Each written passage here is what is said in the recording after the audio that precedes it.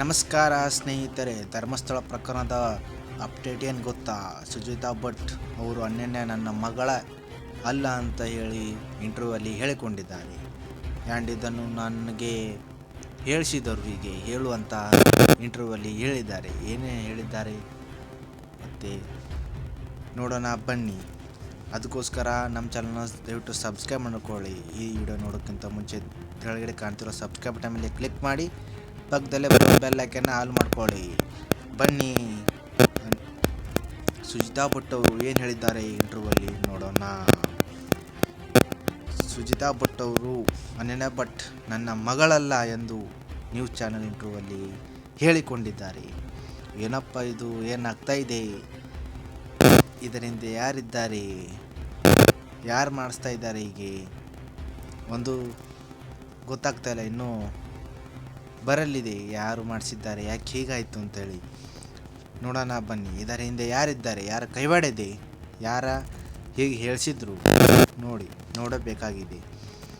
ಏನಂದ್ರು ಇಂಟರ್ವ್ಯೂವಲ್ಲಿ ಅಂದರೆ, ಇದು ಕಟ್ಟುಕತೆ, ನಾನು ಹೇಳ್ತಿರೋದು ಕಟ್ಟುಕತೆ. ನನ್ನ ಮಗಳು ಕಾಣೆಯಾಗಿದ್ದಾಳೆ ಅಂದರೆ ಇದೆಲ್ಲ ನಾನು ಹೇಳ್ತಿರೋದು ಕಟ್ಟುಕತೆ.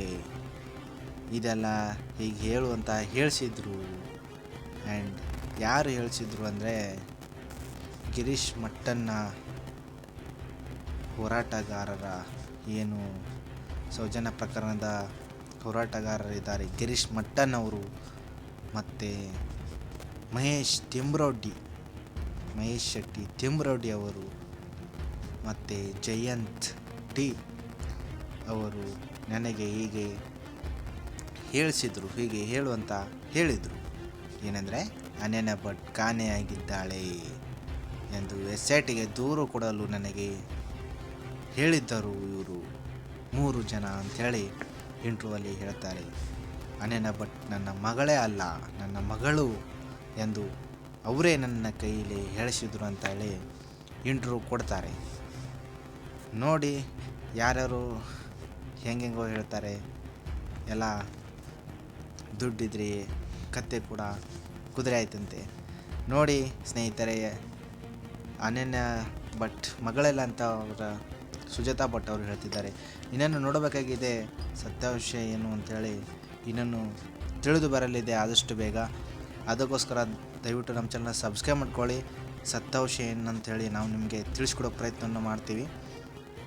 ಇಷ್ಟೆಲ್ಲ ಕಷ್ಟಪಟ್ಟು ವಿಡಿಯೋ ಮಾಡಿ ನೀವು ಹಾಕ್ತಾ ಇರ್ತೀವಿ ನ್ಯೂಸ್. ಅದಕ್ಕೋಸ್ಕರ ದಯವಿಟ್ಟು ಕೆಳಗಡೆ ಕಾಣ್ತಿರೋ ಸಬ್ಸ್ಕ್ರೈಬ್ ಬಟನ್ ಮೇಲೆ ಕ್ಲಿಕ್ ಮಾಡ್ಕೊಳ್ಳಿ. ಪ್ಲೀಸ್ ಸಬ್ಸ್ಕ್ರೈಬ್ ಮಾಡಿಕೊಂಡು ವಿಡಿಯೋನ ನೋಡಿ. ಪಕ್ಕದಲ್ಲಿ ಸಬ್ಸ್ಕ್ರೈಬ್ ಮಾಡ್ಕೊಂಡ್ಬಿಟ್ಟು ಹಂಗೆ ಪಕ್ಕದಲ್ಲಿ ಬೆಲ್ ಹಾಕಿದಿಲ್ಲ, ಅದನ್ನು ಕ್ಲಿಕ್ ಮಾಡಿಬಿಟ್ಟು ಅಲ್ಲಿ ಆಲ್ ಅಂತ ಬರುತ್ತೆ, ಅದನ್ನ ಸೆಲೆಕ್ಟ್ ಮಾಡ್ಕೊಳ್ಳಿ. ಯಾಕಂದರೆ ಯಾವುದೇ ವಿಡಿಯೋ ಹಾಕಿದರೂ ನಿಮಗೆ ತಕ್ಷಣ ನೋಟಿಫಿಕೇಷನ್ ಬರ್ತದೆ, ನೀವು ಬೇಗ ನೋಡ್ಬೋದು. ಆ್ಯಂಡ್ ನಿಮ್ಮ ಅನಿಸಿಕೆ ಏನಂತೇಳಿ ಕಮೆಂಟ್ ಬಾಕ್ಸ್ನಲ್ಲಿ ಕಮೆಂಟ್ ಮಾಡಿ ತಿಳಿಸಿರಿ.